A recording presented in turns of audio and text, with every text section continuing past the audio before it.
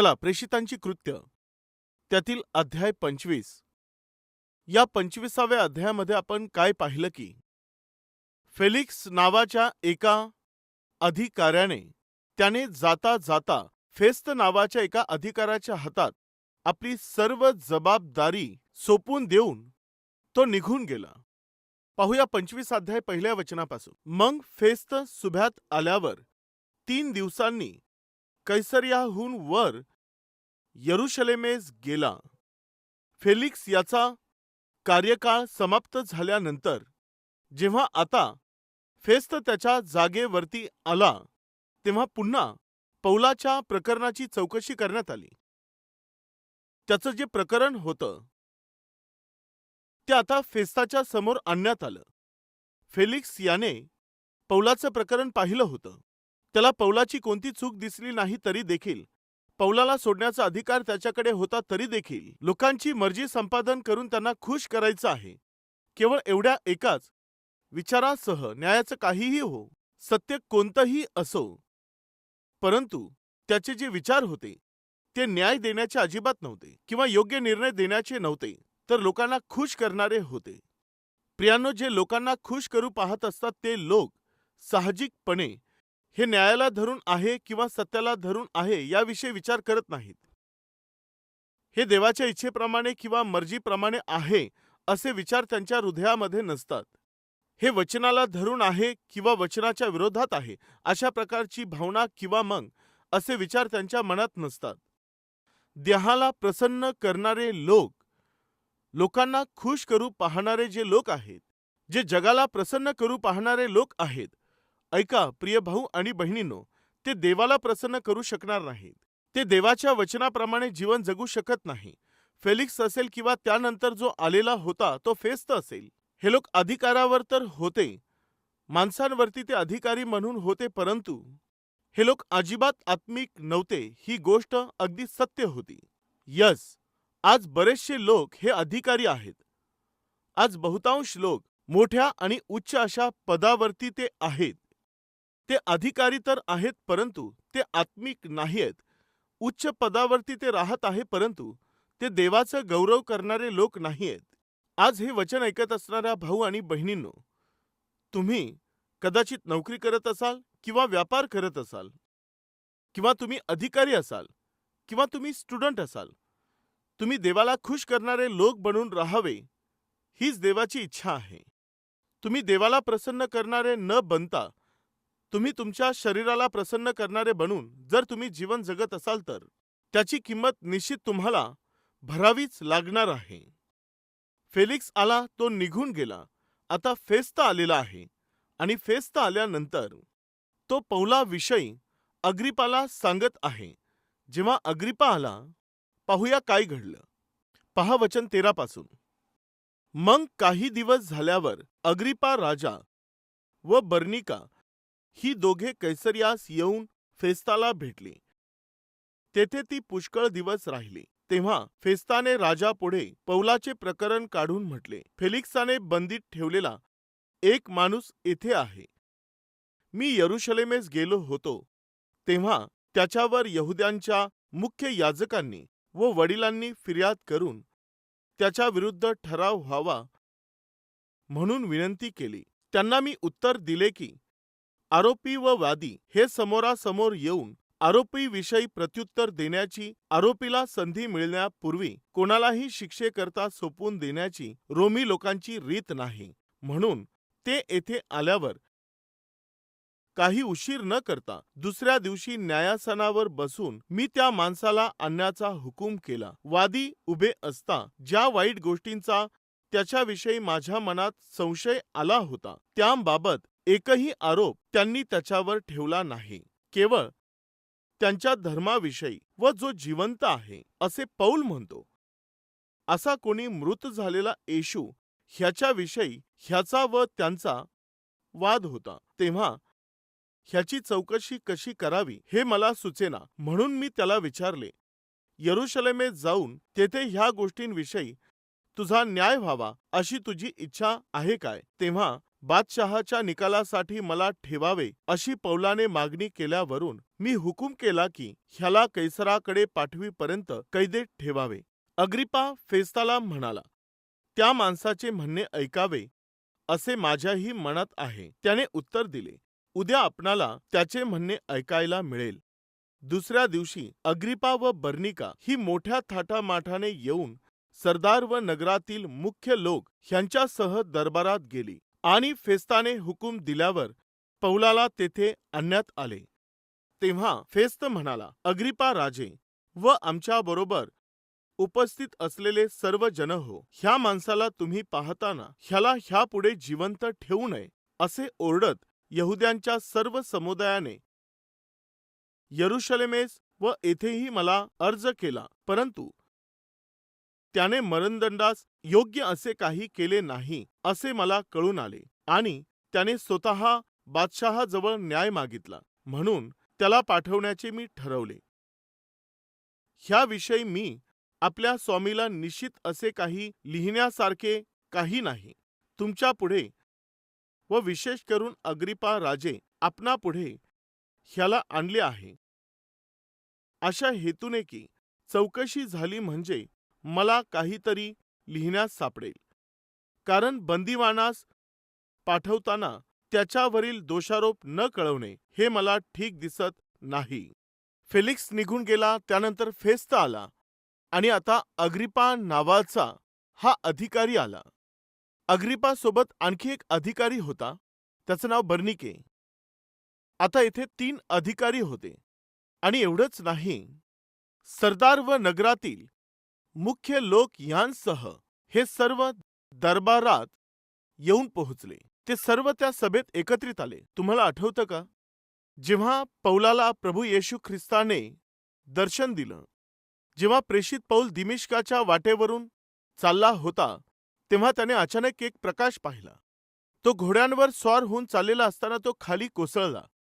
जेव्हा तो खाली पडला तेव्हा शौला शौला, तू माझा छळ का करतोस, हे शब्द जेव्हा त्याने ऐकले, तेव्हा पौलाने त्याला विचारलं, प्रभू तू कोण आहेस? तेव्हा प्रभूने म्हटलं, तू ज्याचा छळ करतोस तो नासोरी येशू मी आहे, असं तो म्हणाला. तेव्हा त्यानंतर देवाने पौलाविषयी काय म्हटलं तुम्हाला आठवतं का? पहा, प्रेषितांची कृत्य अध्याय 9 15वे वचन. परंतु प्रभूने त्याला म्हटले, जा, कारण परराष्ट्रीय राजे व इस्रायलाची संतती ह्यांच्या समोर माझे नाव घेऊन जाण्याकरता तो माझे निवडलेले पात्र आहे. मी पौलाला निवडलेलं आहे. कशासाठी? कारण परराष्ट्रीय व राजे आणि इस्रायलाची संतती ह्यांच्या समोर माझं नाव घेऊन जाण्यासाठी, म्हणजेच माझ्या नावाची घोषणा करण्याकरिता, माझ्या नावाची साक्ष देण्यासाठी मी त्याला निवडलं आहे. जे पाचारण देऊन पौलाला देवाने पाचारित केलं, त्या पाचारणास योग्य असणारी अशी सेवा तुरुंगात होता तरी पौलाने ती पूर्ण केली व ती तो पुढे घेऊन गेला. कशा प्रकारे? तो कैदी म्हणून एका तुरुंगात होता, परंतु आता तो राजांशी बोलत असताना, अधिकाऱ्यांशी बोलत असताना, सरदारांशी तो बोलत असताना, सर्व लोकांसमोर तो साक्ष देत आहे. हेच आपण आता येथे पाहत आहोत की अग्रिप्पा, तसंच फेस्त व त्याचप्रमाणे फलटणीतील सरदार व बर्निके हे सर्व जेव्हा येऊन समोर बसले, तेव्हा पौलाला बोलावण्यात आलं. पुढे काय म्हटलं आहे चला पाहूया. 26 अध्याय 1 वचनापासून. मग अग्रिप्पाने पौलाला म्हटले, तुला स्वतःच्या तर्फे बोलण्यास परवानगी आहे. तेव्हा पौलाने हात पुढे करून प्रत्युत्तर केले, अग्रिप्पा राजे, यहुद्यांच्या चालीरीती व त्यांच्या वादविषयक बाबी ह्यात आपण विशेष जाणते आहात आणि यहुदी ज्यांच्याविषयी माझ्यावर दोषारोप ठेवतात त्या सर्वांविषयी मला आज आपणापुढे प्रत्युत्तर करायचे आहे. ह्यावरून मी स्वतःला धन्य समजतो आणि मी आपणाला विनंती करतो की शांतपणे माझे भाषण ऐकून घ्यावे. तरुणपणापासून म्हणजे अगदी पहिल्यापासून माझ्या लोकांत व यरुशलेमेत माझे वर्तन कसे होते हे सर्व यहुद्यांना माहीत आहे. ते पहिल्या दिवसापासून मला ओळखतात, म्हणून त्यांची मर्जी असल्यास ते साक्ष देतील की आमच्या धर्माच्या अत्यंत कडकडीत पंथाप्रमाणे मी परुषी होतो. आता देवाने आपल्या पूर्वजांना जे वचन दिले त्याची आशा धरल्याबद्दल माझा न्याय होण्याकरता मी उभा आहे. ते वचन प्राप्त होण्याची आशा बाळगून आमचे 12 वंश देवाची सेवा रात्रंदिवस एकाग्रतेने करत आहेत. महाराज, तीच आशा बाळगल्याबद्दल माझ्यावर यहुद्यांनी आरोप ठेवला आहे. देव मेलेल्यांना उठवतो हे तुमच्यापैकी कित्येकांना अविश्वसनीय का वाटावे? मलाही खरोखर वाटत असे की नासोरी येशूच्या नावाविरुद्ध पुष्कळ गोष्टी कराव्यात, आणि तसे मी यरुशलेमेत केलेही. मी मुख्य याजकांपासून अधिकार मिळवून पुष्कळ पवित्र जनांना तुरुंगात कोंडून टाकले, आणि त्यांचा घात होत असताना मी संमती दिली. प्रत्येक सभास्थानात त्यांना वारंवार शासन करून त्यांना दुर्भाषण करायला लावण्याचा प्रयत्न मी करत असे. त्यांच्यावर अतिशय पिसाळून जाऊन बाहेरच्या नगरांपर्यंत देखील मी त्यांचा पाठलाग करत असे. हे चालू असता मुख्य याजकांकडून अख्त्यार व अधिकार पत्र मिळवून मी दिमिश्काकडे चाललो होतो. तेव्हा अहो राजे, वाटेवर 2 प्रहरी सूर्याच्या तेजापेक्षा प्रखर असा प्रकाश आकाशातून माझ्या व माझ्याबरोबर चालणाऱ्या माणसांच्या सभोवती चकाकताना मी पाहिला. तेव्हा आम्ही सर्व जमिनीवर पडलो. इतक्यात इब्री भाषेत माझ्याबरोबर बोलताना अशी वाणी मी ऐकली की, शौला, शौला, माझा छळ का करतोस? पराणीवर लाथ मारणे कठीण. मी म्हटले, प्रभू, तू कोण आहेस? प्रभू म्हणाला, ज्या येशूचा तू छळ करतोस तोच मी आहे. तर उठ व आपल्या पायांवर उभा राहा, कारण मी तुला एवढ्यासाठी दर्शन दिले आहे की तू जे माझ्याविषयी पाहिले आहे व ज्याबाबत मी तुला दर्शन देणार आहे त्याचा सेवक व साक्षी असे तुला नेमावे. ह्या लोकांपासून व परराष्ट्रीयांपासून मी तुझे रक्षण करीन. मी तुला त्यांच्याकडे पाठवतो, ह्यासाठी की त्यांनी अंधारातून उजेडाकडे व सैतानाच्या अधिकारातून देवाकडे वळावे, म्हणून तू त्यांचे डोळे उघडावेस आणि त्यांना पापांची क्षमा व्हावी व माझ्यावरील विश्वासाने पवित्र झालेल्या लोकांमध्ये वतन मिळावे. म्हणून अहो राजे अग्रिपा, मी तो स्वर्गीय दृष्टांत अवमानला नाही, तर पहिल्याने दिमिश्कातील लोकांना व यरुशलेमेत अवघ्या यहुद्या देशात व परराष्ट्रीय लोकांत मी उपदेश करत आलो आहे. पश्चाताप करा आणि पश्चातापास शोभतील अशी कृत्य करून देवाकडे वळा. ह्या कारणामुळे यहुदी मला मंदिरात धरून ठार मारावयाला पाहत होते.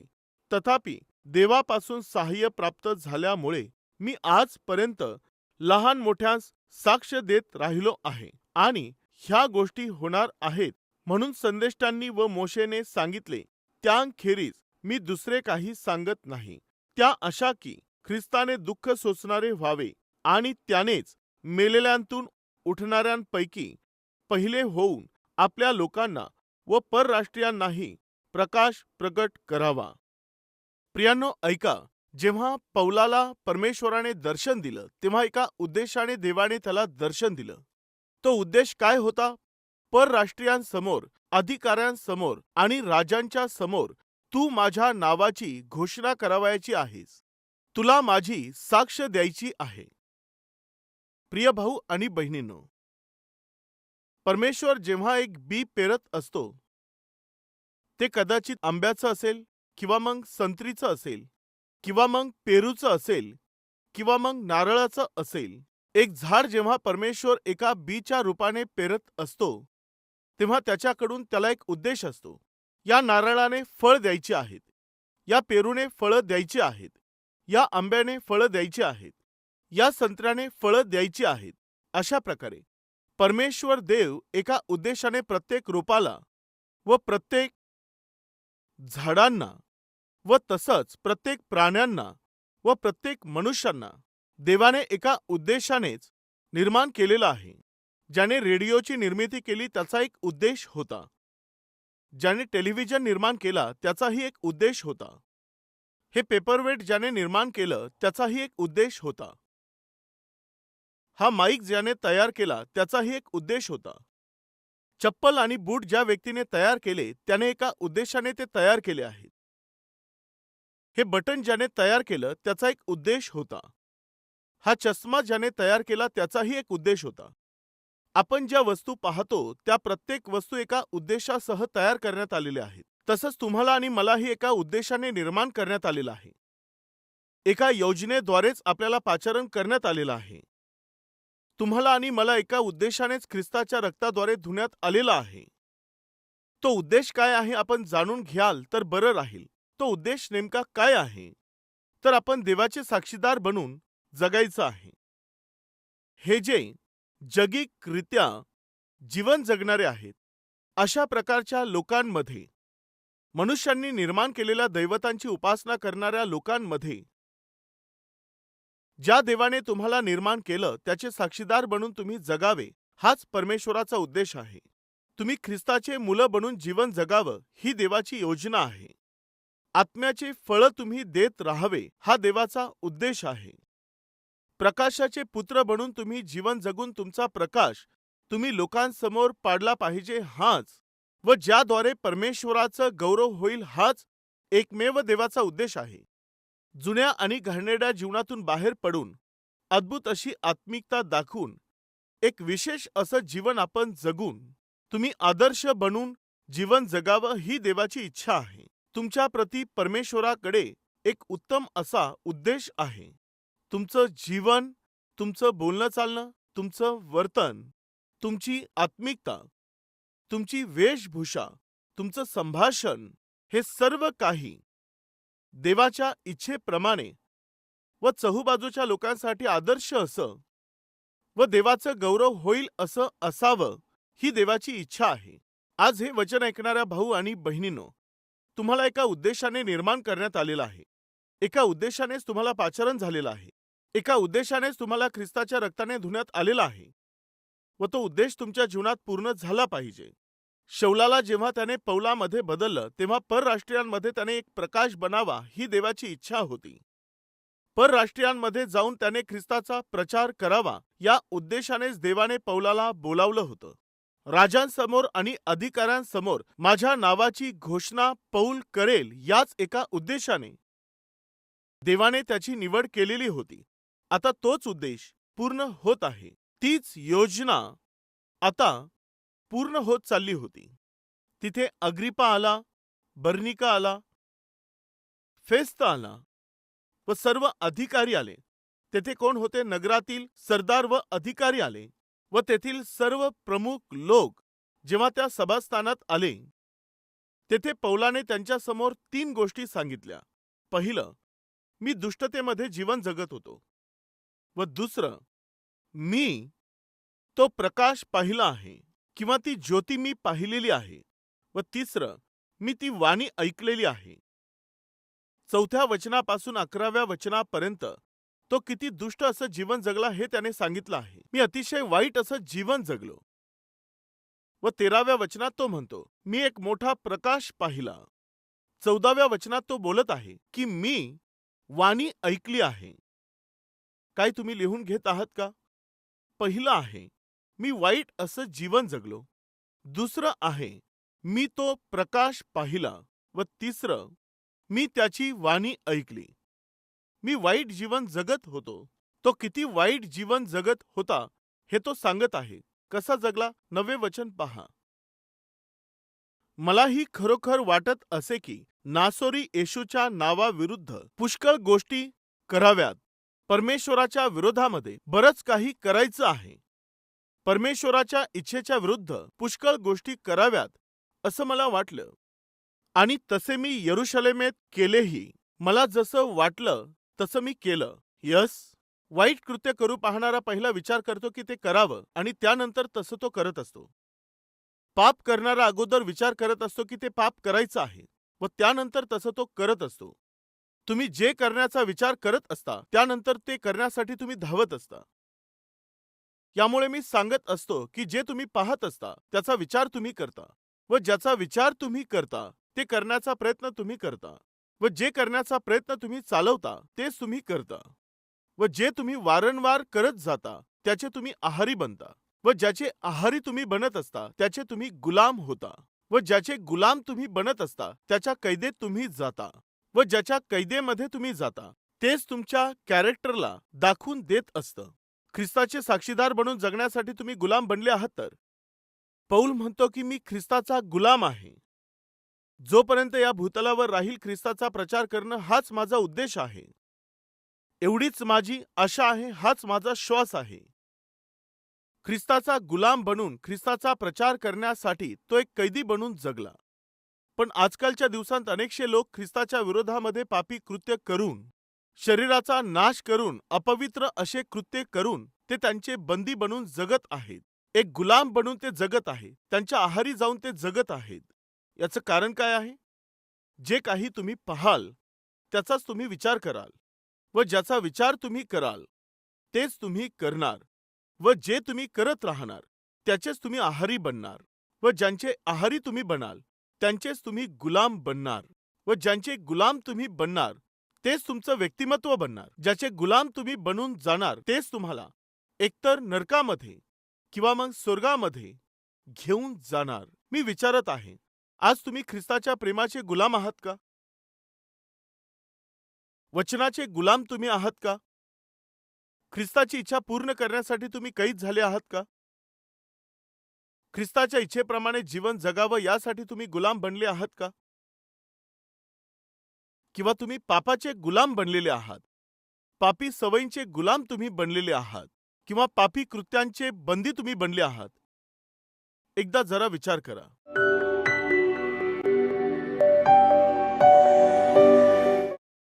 महान पवित्र प्रेमळ परमेश्वर देवा, अगदी सरळ व स्पष्टपणे आज तू आम्हाशी बोलला आहेस.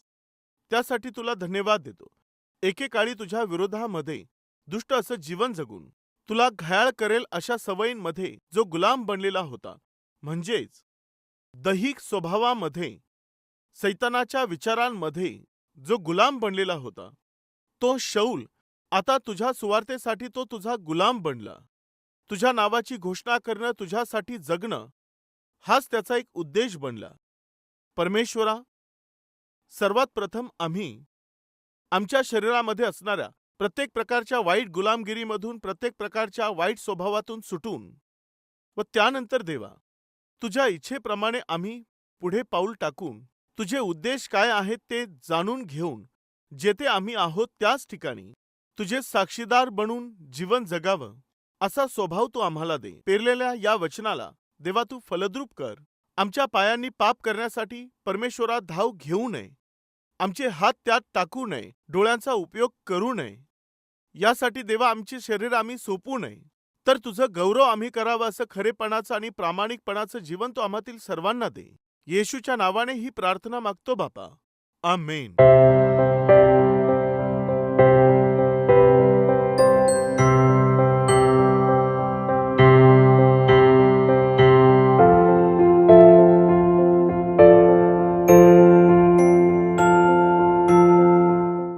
आमचा पत्ता Calvary, post box number 30, Kukatpally, Hyderabad 72.